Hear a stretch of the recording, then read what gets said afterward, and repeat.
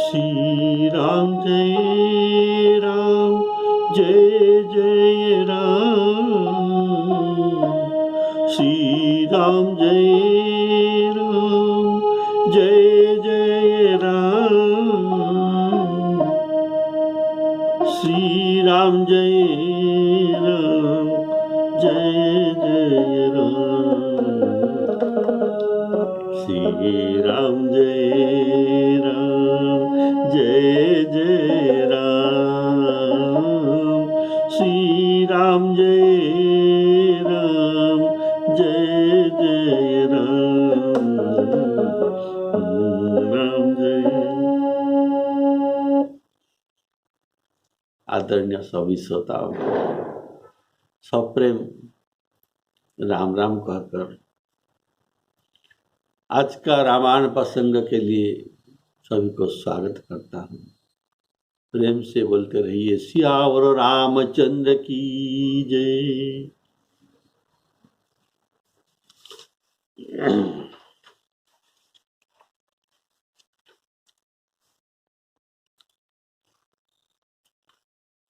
अभी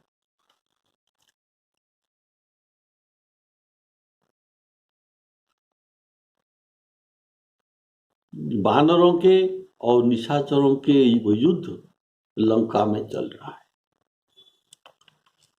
जो निशाचर मनुष्य को खाने वाले और ब्राह्मण मांस को भी भोजन करते हैं, ऐसे खड़ निशाचर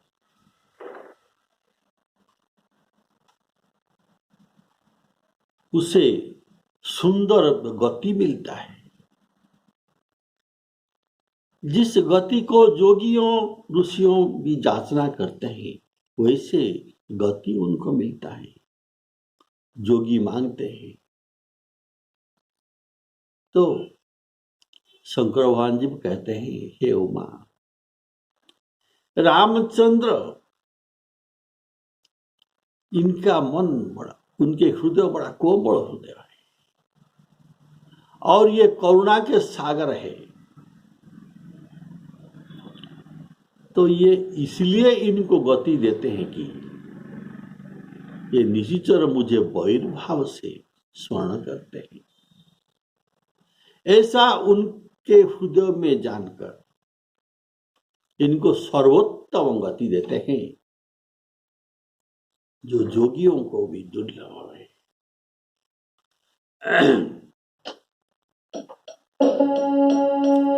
मोहा मुखिया जे पावही, ते पद गही प्रभु पास चलावही, ते पद गही प्रभु पास चलावही। छोटे छोटे मुखिया को ये रावण के पास मुंड अलग करके भेज देते हैं और ये रावण को आगे पड़ता है। जैसे दधी कुंड फूट जाता है, ऐसे ये कुंड फूट जाता है। और जो बड़े बड़े मुखिया है उनको भगवान के पास भेज देते हैं। तब कहीं विभीषण तिनके नामा,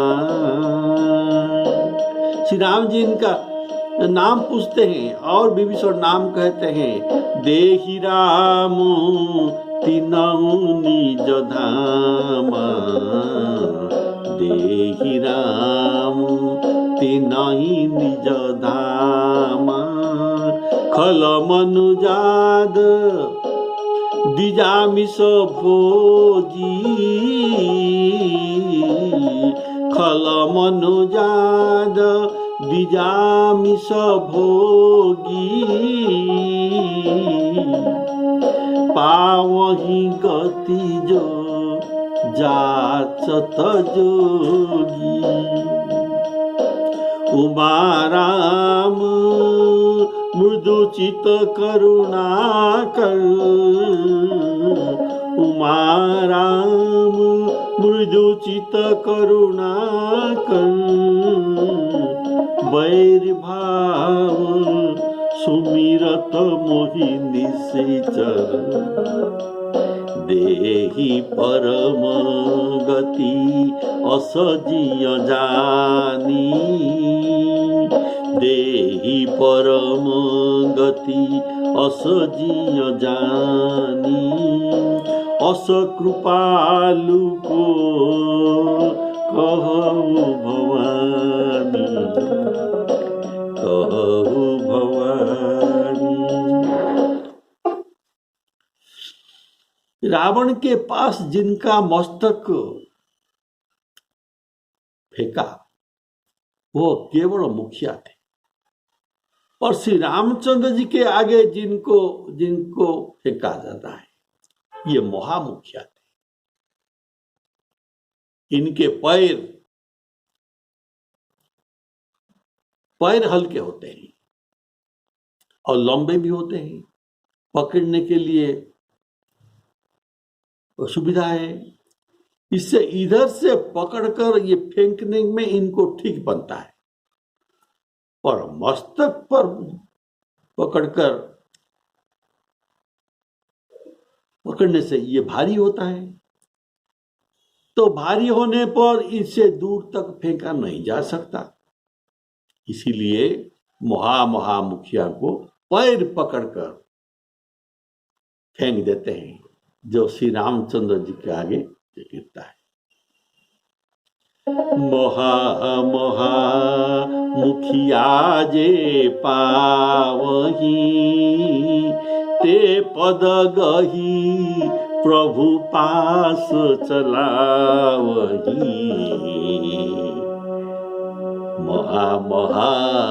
मुखिया जे पावही, अपने सेना को उत्साहित करने के लिए मुखिया को राम जी के पास भेजते हैं, फेंकते हैं।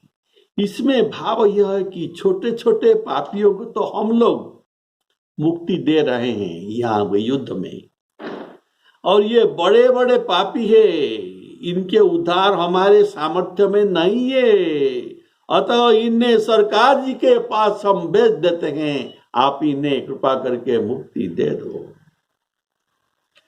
प्रभु इनका परिचय पूछते हैं विभीषण जी से, तो विभीषण बताते हैं कि इनका नाम और पौरुष ये बताते हैं। ये जो नाम जो बताते हैं इनका कुछ नाम, इन निश्चर और मुखिया के कुछ नाम गोस्वामी जी बताए हैं, मैं आपको ये सूचित करता हूँ। कुमुख कंपन कुलिशरद धूमकेतु अतिकाय, एक एक जग जीति सक, ऐसे सुभट निकाय। ये जो वर्णना क्या है, ये इनमें से एक को अगर भेजा जाए तो ये जगत को जीत कर चले आते। ऐसे ऐसे वीर योद्धाओं को ये भेजते हैं। तो वाल्मीकि रामायण में श्री राम जी जब पूछते हैं विभीषण को, क्या क एव सुमोहाकाया, क एव सुमोहाकाया, ये महाकाया ये कौन है? तो बड़े न महतावृते, बड़े न महतावृते, ये बड़ा बलिष्ठ देखा जाते हैं। आगच्छत महावेग, आगच्छत महावेग, तो वेग में हमारे ओर आता है, कारण हनुमान जी के द्वारा ये फेंके हुए हैं, इसीलिए इतना वेग में आते हैं। तो प्रभु पूछते हैं आगच्छत महावेग हो दकं रूप बड़ पौरुषम, इनका रूप बड़ पौरुषम क्या है? आचस्व में महाबाहु, श्री रामचंद्र जी पूछते हैं आचस्व में महाबाहु, हे महाबाहु विभीषण मुझे कहिए, आचस्व में महाबाहु बीर्जवंतं निशाचरम, ये कौन है? तो राघवस्य वचः श्रुत्वा प्रत्युवाच विभीषण। प्रत्युवाच इनका प्रश्न का उत्तर देते हैं। तो उनको मुक्ति देने के लिए करुणार्णव श्री राम जी का नाम, श्री राम जी उनके नाम पूछते हैं। ऐसे कौन प्रभु होता है जो नाम पूछकर उनको मुक्ति देंगे? ये राम जी के छड़ा और कौन नहीं हो सकता। तो ये महापापी निशाचर मनुष्य और ब्राह्मणों के मांस को भक्षण करने वाले हैं। ऐसे अधम को सद्गति का अधिकार नहीं है। क्यों? खल मनुजाद द्विजामिष भोजी, खल मनुजाद द्विजामिष भोजी, गति दीन जो जाचत जोगी। ये प्रभु उनको निज धाम देते हैं, अर्थात साजुज्य, सालोक्य आदि मुक्ति अथवा साकेत वैकुंठ में उनको स्थान देते हैं। बोलिए श्यावर रामचंद्र की।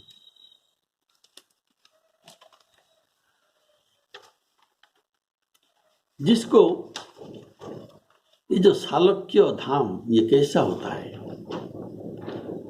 वहां सूर्य प्रकाश नहीं कर पाते, चंद्र और अग्नि भी प्रकाश नहीं कर पाते, नहीं कर सकते हैं। जहां जीव ये पहुंचने पर फिर लौटने के लिए नहीं होता, लौट नहीं आ सकता है। एक ही रास्ता है, वहां जाने पर फिर जीव नहीं लौट। जैसे समुद्र में पहुंचने पर नदी और फिर नहीं लौटता है। तो वह भगवान कहते हैं गीता में, यह मेरा परम धाम है। न तद्भासयते सूर्यो न शशांक न पावकः, यद्गत्वा न निवर्तन्ते तद्धामं परमं मम, तद्धामं परमं मम। न निवर्तन्ते, फिरने का रास्ता नहीं है, जाने का रास्ता है। और भगवान सोचते हैं कि ये मेरे भक्तों के हाथों से मरे, ये तो बड़ी बात है। मेरे भक्तों के हाथों से मरे हैं और इन्हें कृतार्थ करने के लिए हमारे भक्तों का रिकमेंडेशन भी है, इसीलिए मेरे पास उन्होंने भेजा है। अतः इन्हें मुक्ति देना योग्य योग्य है। कहि विभीषण तिनके नाम, कहि विभीषण तिनके नाम, देखि राम तिन्हु निज धाम, देखि राम तिन्हु निज धाम। वे सब द्विजामिष भोजी खड़हे। भुसुंडी जी इनका लक्षण कहते हैं, ये बिना कारण में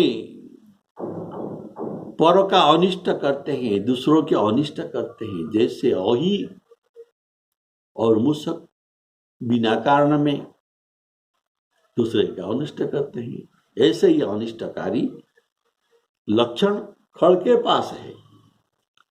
और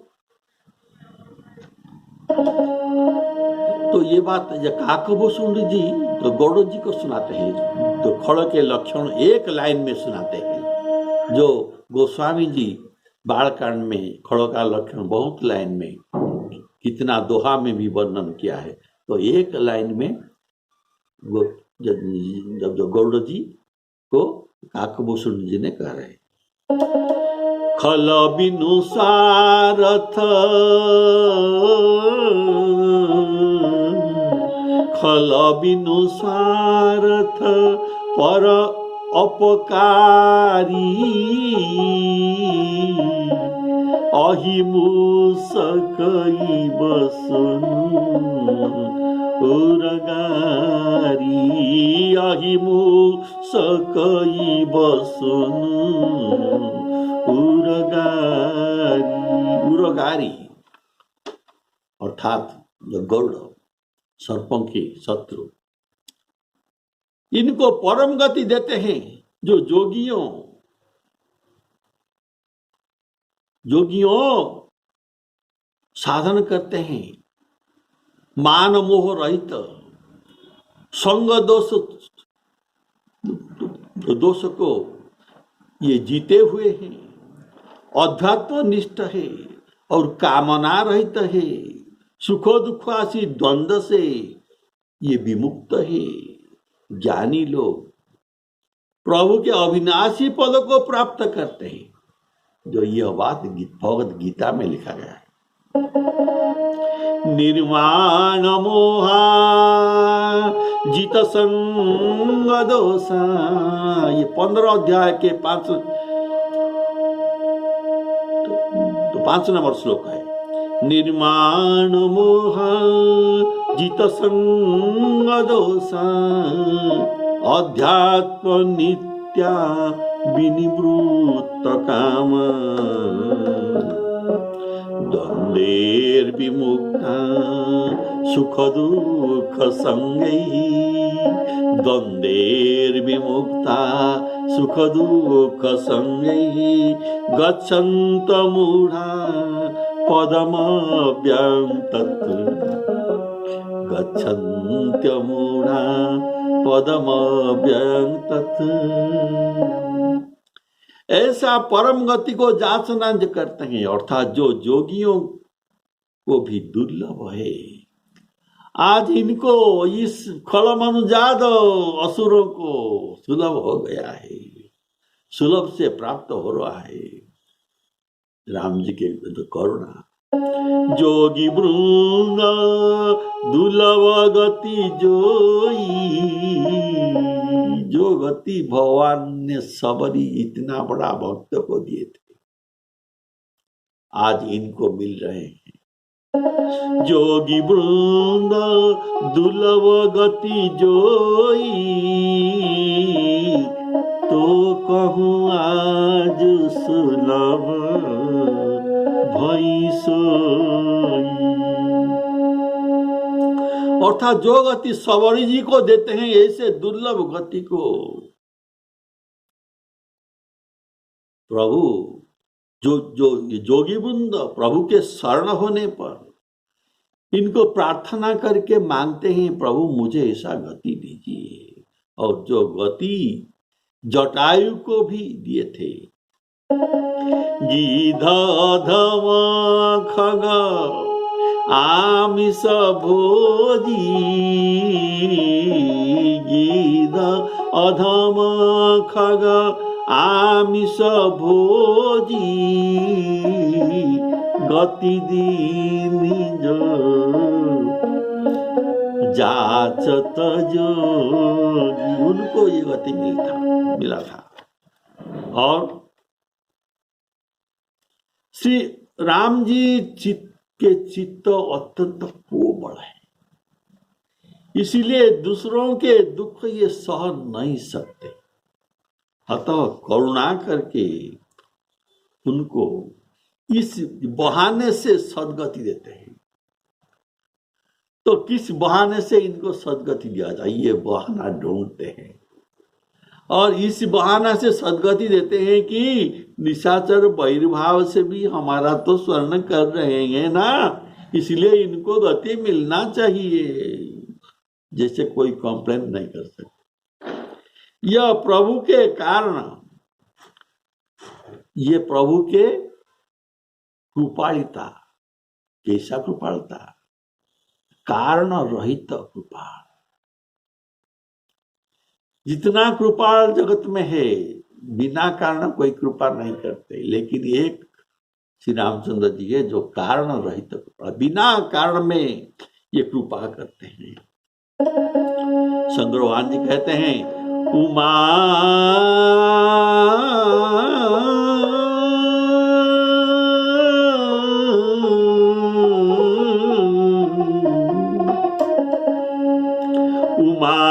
राम मृदु चित करुणा कर, वैर भाव सुमिरत मोहिनी श्रीचर, वैर भाव सुमिरत मोहिनी श्रीचर, देहि परम गति असजिय जानी,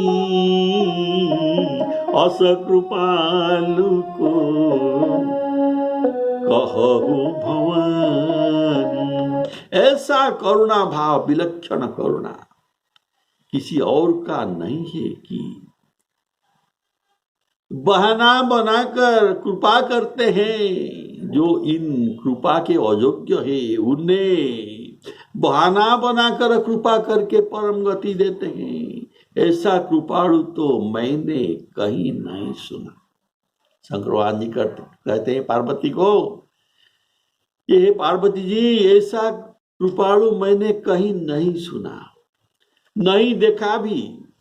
यदि तुम जानते हो तो बताओ। राम के समान कृपाणु केवल स्वयं राम ही हो सकता है, ऐसा मेरा सिद्धांत है। उन्हें भवानी संबोधन करके जनाते हैं कि जैसे भव नित्य है शिव जी, ऐसे भवानी भी नित्य है। तुम भी सर्वज्ञ हो, नित्या हो और त्रिकालज्ञा भी हो, अतः ऐसे कृपाणु वही हो तो बताओ। देहि परम गति असजिय जानी,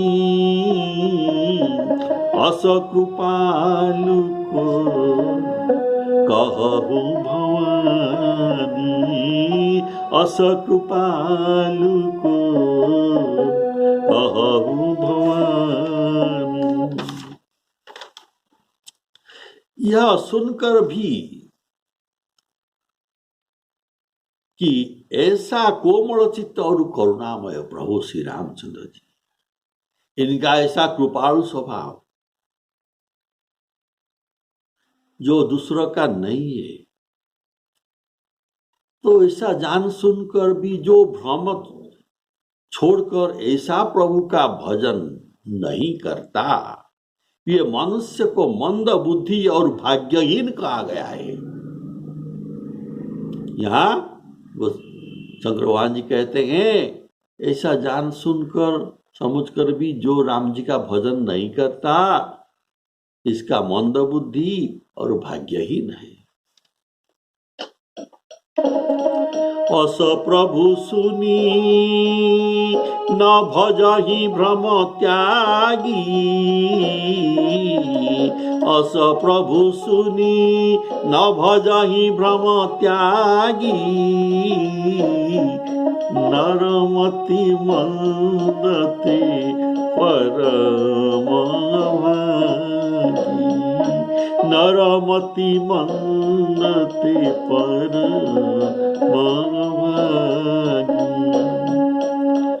मति मंद यहाँ भजहि भ्रम त्यागी, मति मंद परम अभागी, ये जो कहा इसका भाव सुनिए।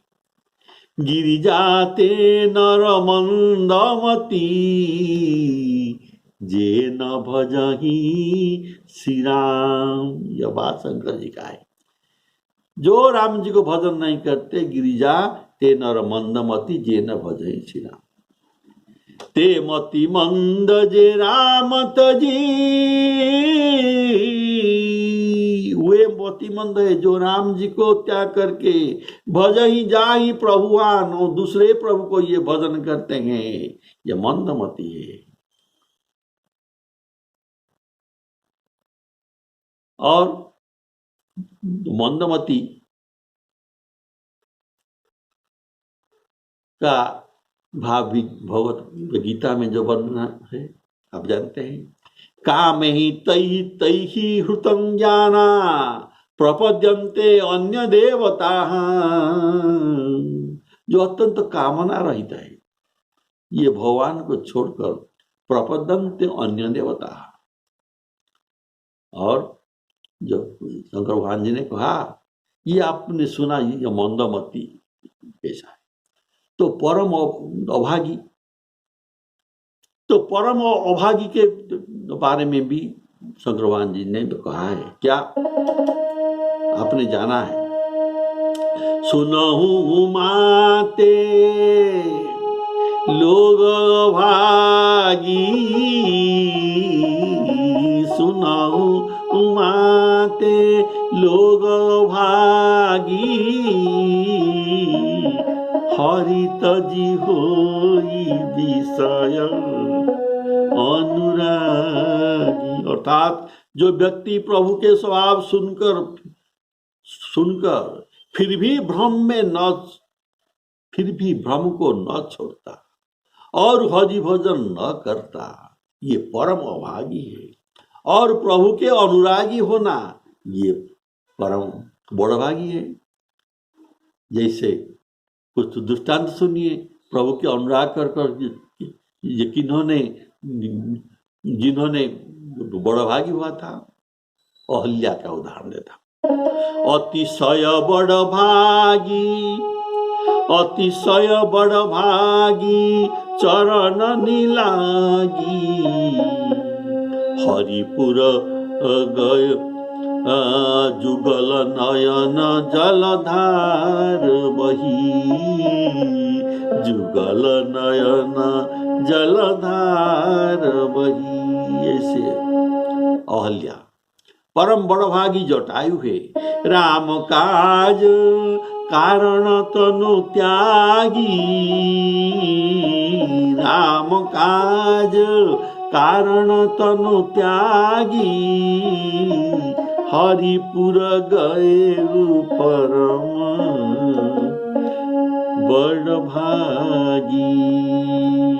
हनुमान जी बड़भागी है, हनुमान सम नहीं बड़भागी, नहीं को राम चरण अनुरागी। अवधपति श्री राम जी ने सुग्रीव और विभीषण आदि से कहा कि अंगद और हनुमान ये किले में घुस गए हैं, दोनों कपि लंका में ऐसे शोभित हो रहे हैं जैसे दो मंदर। कितना मंदर? दो मंदराचल लंका रूपी समुद्र को मंथन कर रहे हैं। ये बाहुबल से शत्रु सेना के दल को मढ़कर और दिन का अंत देखकर दोनों सुग्रीव, हनुमान और अंगद ये विनाश्रम लीलापूर्वक कूदे और वहां आए। कहाँ आए? जहां भगवान श्री राम जी थे। अंगदारु हनुमंत प्रवेशा, कीन दुर्ग सकह अवधेशा, लंका दो कपि सोहई केसे, मथई सिंधु दुई मंदर जैसे, भुजबल द्रिपुदल दल मली, देखी दिवस करंत, कूदे जुगल विगत सम, आए जहाँ भगवंत।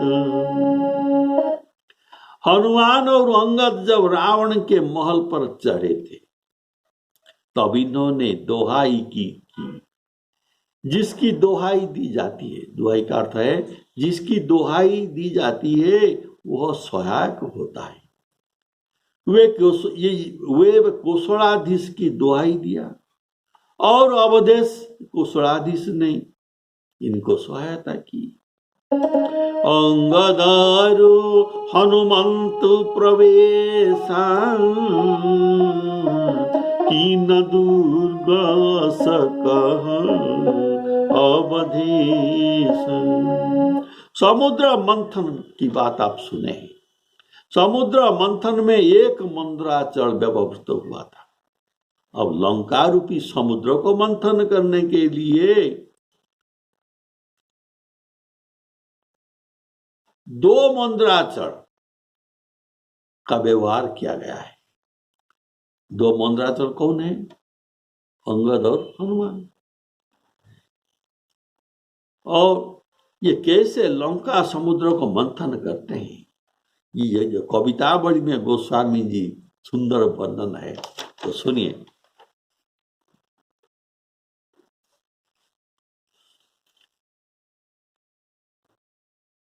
इनका मंथन का प्रक्रिया क्या है? अंगद और हनुमान जी का लंका नगरी को मंथन करना, ये प्रक्रिया कैसा है, इनको सुनिए।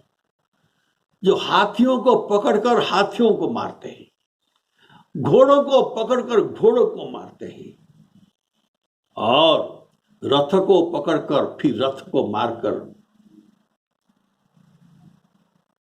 मारते हैं, ये रथ तो टूट जाता है। किसको चपेट, किसको चरण में लात, ऐसा मंथन कर रहे हैं। हाथी न सो हाथी मारे, गोस्वामी जी वर्णन करते हैं कवितावली में। हाथी न सो हाथी मारे, घोड़े घोरे घोरे सो संहारे, रथ निसो रथ बिदरनी बलवान की, चंचल चपेट चोट। इतना स्पीड में देते हैं, फुर्ती में चपेट, इनका गाल थोड़ा हिलाना को भी ये नहीं कर पाते। चंचल चपेट चोट चरण चकोट चाहे, हहरानी फौजे उहरानी भहरानी जातु धान की। इनके चक्कर काट कर ये गिर गिर कर पड़ जाते हैं, एक एक चापड़ा में, एक एक चपेट में। और बार बार सेवक सराहना करत राम, बार बार सेवक सराहना करत राम, तुलसी सराहे रीति साहिब सुजान की। लांबी लूम लसत लपेटी पटकत भट, देखो देखो लखन लरनी हनुमान की। ये बात हनुमान जी का युद्ध लखन जी को प्रभु कहते हैं। देखो, बार बार सेवक सराहना न करो तो राम, हनुमान जी का प्रशंसा करते हैं। और तुलसी सराहे रीति साहिब सुजान की। देखो देखो कितना लंबे पूंछ में ये लपट कर वीरों को ये पटक पटक तो मारते हैं। ये न्यू टेक्निक का उद्भावन करके ऐसा घोड़ों से घोड़ों, रथों से रथ को, हाथी से हाथी को ये सब मारते हैं। हाँ, लांबी उतल सतल पेटी पट तट पटकत भट, देखो देखो लखन करनी हनुमान की। देखो देखो लखन करनी हनुमान की। दव की दबोरे एक, बारिधि में बोरे एक। किसको दबा देता है ये भूमि में तो फंस जाता है, किसको जल में समुद्र में बोरा देते हैं, इसको फेंक देते हैं, ये गगन में उड़ते हैं। ये न्यू टेक्निक में जो किसी के पास नहीं है, ये हनुमान जी के पास है। दब की दबो रे एक, बारिधि में बोरे एक, मरम मही में एक, गगन उड़ात है। पकड़ी पछारे कर, चरण उखारे एक, किसका पैर उखाड़ देते हैं। पकड़ी पछारे कर धर कर पछाड़ देते हैं। और चीरी फारी डारे एक, मिंजी मारे लात है। चीरी फारी डारे एक, मिंजी मारे लात है। तो गोस्वामी जी कहते हैं, तुलसी लखत रामू, रावण विबुध विधि। हनुमान जी का युद्ध को रामचंद्र लक्ष्य करते हैं, रावण लक्ष्य करता है। देवताओं ब्रह्मा विष्णु महेश्वर चक्रपाणी चंडीपति शिव, ये सब देखकर इनका ईर्षा करते हैं, कैसा प्रबल हनुमान जी युद्ध कर रहे हैं। और बड़े बड़े जातुधान अर्थात ये असुर वीरों को, निशाचर वीरों को ये मार देते हैं। ये सब देखकर आश्चर्य हो जाते हैं। तुलसी लखत राम, रावण विबुध विधि। रावण विबुध अर्थात देवता, विधि अर्थात ब्रह्मा। चक्रपाणी चंडीपति, चंडिका सिहात है। चक्रपाणी चंडीपति, चंडिका सिहात है। बड़े बड़े बान इन वीर बलवान बड़े, जातु धान जुथप निपाते बातु जात है। बात जात अर्थात हनुमान कैसा निपात करते हैं। अर्थात गोसाई जी बोलिए श्यावर रामचंद्र की जय। तो लंका मंथन जो आपने सुना, यहां दुर्ग की गहराई, दुर्ग का गहराई, ये सिंधु का गहराई है, ये एक रूपक है। शत्रु की सेना जो दुर्ग, ये समुद्र का जल है। अंगद और हनुमान दो मंदराचल है। और चारों ओर जो ये हाथ चलाते हैं और घूमते हैं, यही मानो मंदराचल का जो घूमना है। जो मंथन करते समय मंदराचल घूमते हैं, ऐसे वहां समुद्र जल का मंथन था। जो समुद्र मंथन में समुद्र जल का मंथन, पर यहां सेना का मंथन है। वहां सागर मंथन पर रत्न निकला था। कितना रत्न? 14 रत्न। और यहां भी महा मुख्य रूपी बहुत रत्न निकले, जिसे प्रभु ने अंगीकार किया, प्रसन्न हुए। वहां एक मंदिर था, तब जो 14 रत्न निकला था। और यहां तो 2 मंदिर, इसलिए अनेक रत्न निकले। वहां भगवान ने अच्छा, और मंदराचल को रखने के लिए प्रभु का कच्छप रूप था। तो यहां ये दोनों मंदिर को रक्षा करने के लिए कौन कच्छप है? तो यहां राम प्रताप, केवल राम प्रताप के बल पर ये दोनों वानर वीर राज्य कर रहे। राम प्रताप सुमिरी उरंतर। वहां मंदराचल समुद्र मंथन में ये कनक वर्ण था, सुवर्ण वर्ण था। और सिंधु का जल तो काला था, श्याम वर्ण।